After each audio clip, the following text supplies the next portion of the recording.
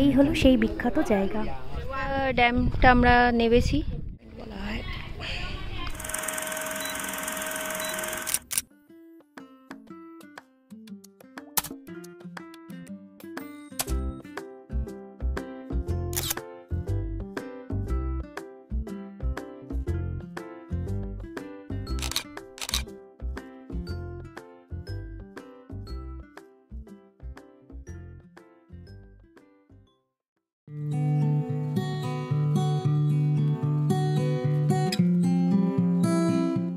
পুজোর ছুটির সময় লম্বা প্ল্যান করে মুম্বাইয়ে তো এসেছি।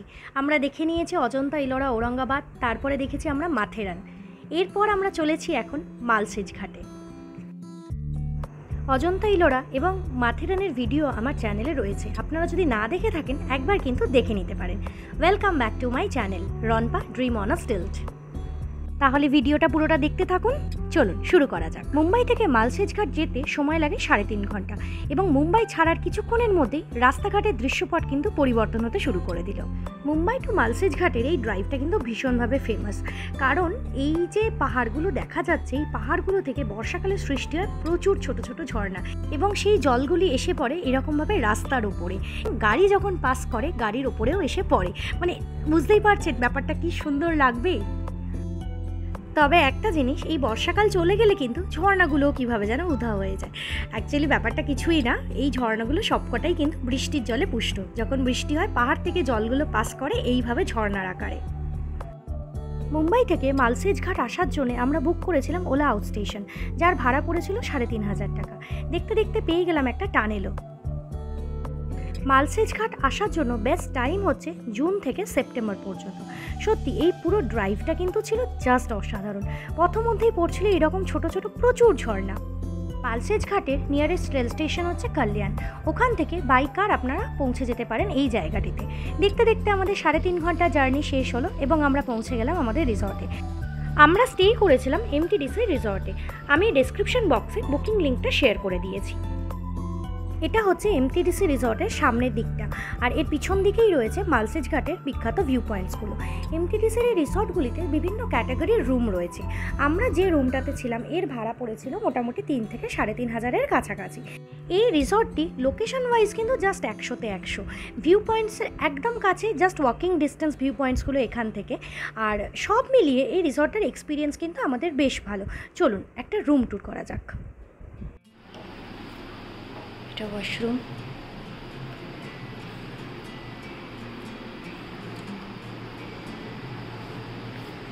এটা একটা বারান্দা মতো আছে।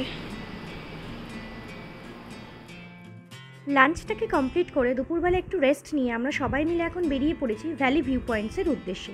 এই পয়েন্টটা কিন্তু জাস্ট আমরা যে রিসর্টটাতে রয়েছি এর পেছন দিকটাতেই।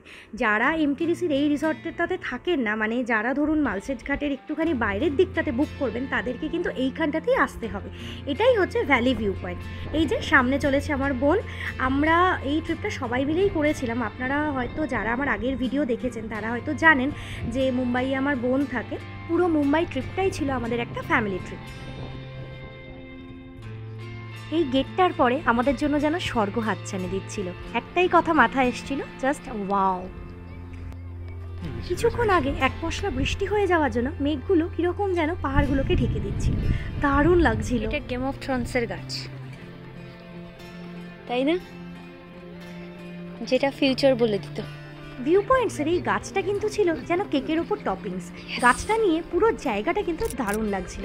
বেশ কয়েকটা সুন্দর ছবিও তুলে নিলাম আমরা। এখন সামনে আমরা একটা মজার জিনিস দেখতে চলেছি, রাদার আপনাদেরকে দেখাতে চলেছি। এই যে দূরে পাহাড়ের ওই প্রান্তে যে রাস্তাটা দেখা যাচ্ছে, আমরা কিন্তু ওই রাস্তাটা দিয়েই এসেছি।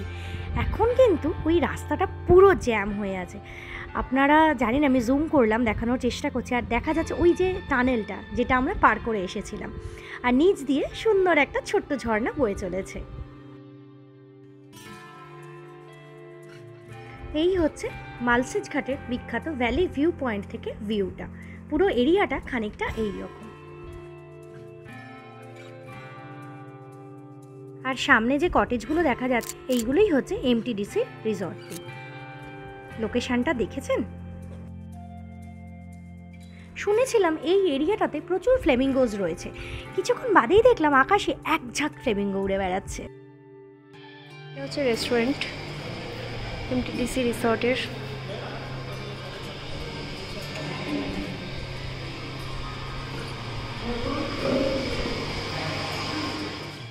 এখন রাত 8টা বাজে। এখানে মুষলধারে মোটামুটি বৃষ্টি, আর চারদিক পুরো মেঘেতে ঢেকে গেছে। বারান্দার ওদিক দেখা যাচ্ছে না, এত মেঘে মেঘে। ফটোতে কতটা আসছে ঠিক বুঝতে পারছি না, বাট পুরো এই ওয়েদার পুরো ক্লাউডি ক্লাউডি। এই আলোতে হয়তো বোঝা যাবে। লাইটগুলো পুরো হেজি হেজি লাগছে, জাস্ট এখান থেকে এইটুকু। খুব বৃষ্টি হচ্ছে এখন, আর বেশ ঠান্ডা।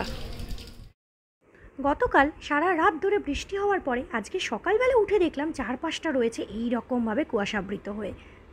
আজকে আমরা মালসেজ ঘাটের চারপাশটাকে একটু এক্সপ্লোর করব।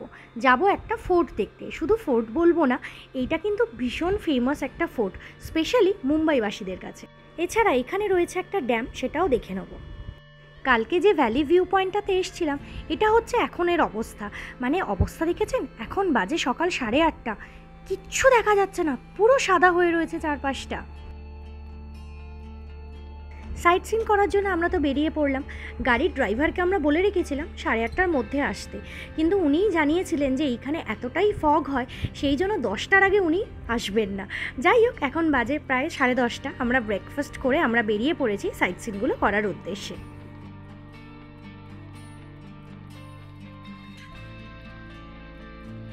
অসংখ্য হেয়ারপিন বেঞ্চ এবং এরকম সবুজ ঘাসের কার্পেটে মোড়া পাহাড়ের সৌন্দর্য উপভোগ করতে করতে আমরা এগিয়ে চলেছিলাম ফোর্টের দিকে। আমরা সদ্য মাথেরান থেকেও ঘুরে এসেছি। সত্যি এই জায়গাগুলো মহারাষ্ট্রের এক একটা হিডেন জেম। এখন আমরা চলেছি শিবনেরি ফোর্ট দেখতে। আমি আগেই বলেছি, মহারাষ্ট্রবাসীদের কাছে এই ফোর্টটা কিন্তু একটা ভীষণ ফেমাস একটা জায়গা, কারণ এখানেই জন্মগ্রহণ করেছিলেন মারাঠা সাম্রাজ্যের প্রতিষ্ঠাতা ছত্রপতি শিবাজি। মালসেজ ঘাট থেকে শিবনেরি ফোর্টের ডিস্টেন্স 30 কিলোমিটার, আর আমাদের যেতে সময় লাগলো মাত্র 1 ঘন্টা। কিছুক্ষণের মধ্যেই আমরা ফোর্টের এরিয়ার মধ্যে ঢুকে গেলাম। ওই যে দূরে দেখা যাচ্ছে ফোর্টটা।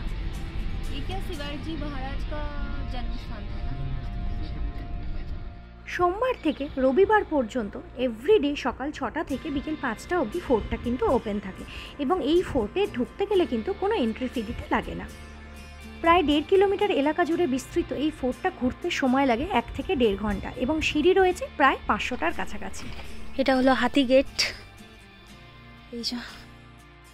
এই ফোর্টটাতে রয়েছে টোটাল 7খানা গেট।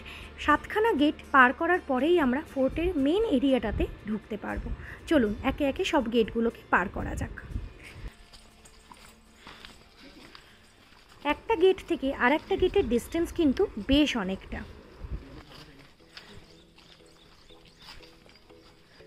এটা হচ্ছে পীর গেট। এই এক একটা গেট পার হচ্ছে এবং ফোর্টের মেন অংশের কাছে আমরা ততই এগিয়ে চলেছি। এই গেটটা দেখেছেন কি সুন্দর, মানে সত্যি ভাবা যায় দুর্গকে শত্রুদের হাত থেকে রক্ষা করার জন্য এই এতগুলো গেট তৈরি করা হয়েছিল এই একটা মাত্র ফোর্টে। এখানের ওয়েদারটা একটু ঠান্ডা আছে, কারণ এত গাছ। এই হলো গেটটা, ভেতর থেকে এটা। শিবনেরি ফোর্টের এই ট্রেকটা করতে আমাদের কিন্তু বেশ ভালোই কষ্ট হয়েছিল। যখনই কাউকে জিজ্ঞাসা করছে যে আর কতক্ষণ যেতে সময় লাগবে মেন অংশটাতে, সবাই বলছে আর মাত্র 8 ঘন্টা।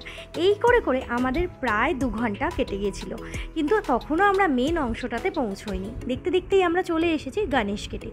আচ্ছা, মেন অংশ বলতে আমরা কোন জায়গাটার কথা বলছি আশা করছি নিশ্চয়ই বুঝতে পারছেন।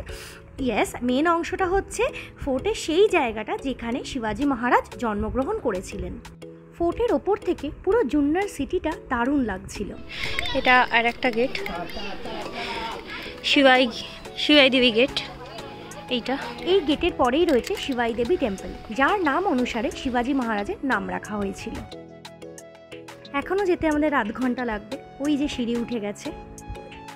এটা গেট মিনা গেট। এখন তো জানি না কত দূর। তোল ছবি তো। সামনে যে জায়গাটা দেখা যাচ্ছে এটা ছিল হচ্ছে ঘোড়াশালা। লাস্টের দিকে যখন রোদটা উঠে গেছিলো তখন কিন্তু বেশ ভালোই কষ্ট হচ্ছিল উপরে উঠতে। তখন মনে হচ্ছিল কখন শেষ হবে, কখন ফোর্টের মেইন জায়গাটাতে আমরা পৌঁছবো। ফাইনালি আমরা যে জায়গাটার জন্য এই ফোর্টটার এতটা ডিস্টেন্স কভার করে আসা, সেই জায়গাটাতে আমরা পৌঁছে গেলাম। এখানে রয়েছে মা জিজাবাইয়ের সাথে ছোট্ট শিবাজির একটা মূর্তি, সাথে রয়েছে একটা বড় মূর্তিও। আমরা এখন চলে এসেছি শিবাজি মহারাজ যে জায়গাটিতে জন্মেছিলেন সেইখানটাতে। সামনেই যেটা দেখা যাচ্ছে এইটা হচ্ছে কামানি ট্যাঙ্ক, এটার কথা আমি পরে বলছি। আর এই হচ্ছে শিবাজি মহারাজের বার্থ প্লেস। চলুন ভিতরে যাওয়া যাক।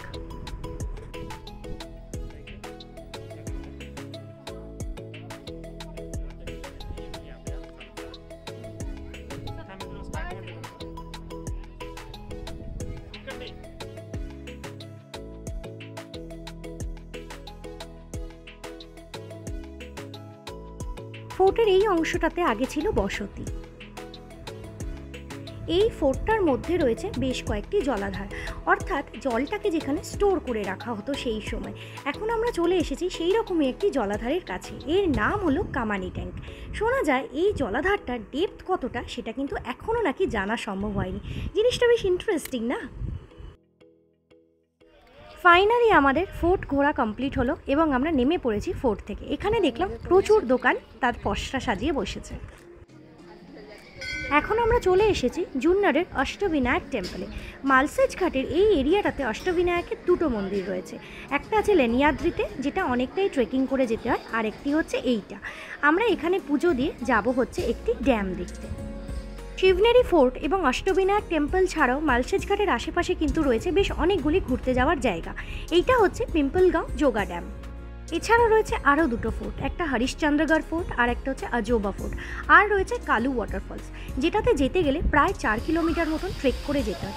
এইগুলো আমরা কভার করিনি, মেবি নেক্সট টাইম যদি কখনো আবার মুম্বাই দর্শনে আসি তখন যাব। এখন আমরা চলে এসেছি থাম পয়েন্টে। এটাও কিন্তু মালসেজ ঘাটের একটা ফেমাস স্থান। জায়গাটার নাম থাম পয়েন্ট হওয়ার পেছনে একটা মজার কারণ আছে, কারণটা দেখাচ্ছি। সামনেটাতে দেখুন একটা পাথর কীরকমভাবে দাঁড়িয়ে রয়েছে, জাস্ট লাইক আ থাম্ব। সেই জন্য এই জায়গাটার নাম হচ্ছে থাম পয়েন্ট। এই হচ্ছে কারণ থাম পয়েন্ট নাম হওয়ার পিছনে। 3টে দিন সবার সাথে ভীষণ ভালো কাটলো। এখন আমরা ফিরে চলেছি মুম্বাইয়ের দিকে। এই রাস্তাটা দেখেছেন, ভারী মজার না? একদম ওই রকম পাহাড় থেকে জল পড়ছে এবং সব গাড়িগুলো দাঁড়িয়ে যাচ্ছে তার সেই জলের নিচ দিয়ে যাবে বলে।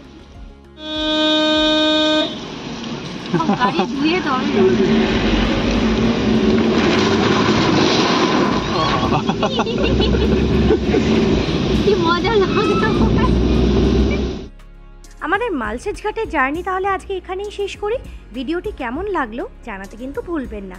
আর চ্যানেলটিতে যদি নতুন হন অবশ্যই একটা সাবস্ক্রাইব করে দেবেন। খুব শিগগিরই আবার দেখা হচ্ছে পরের পর্বতে। সবাই খুব ভালো থাকবেন। Thank you.